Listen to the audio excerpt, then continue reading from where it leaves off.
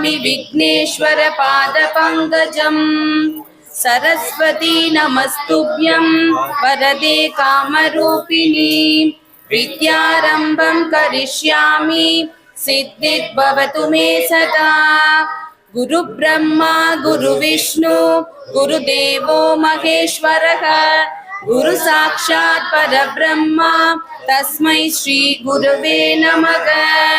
श्रीराम राम रामेति रमे रामे मनोरमे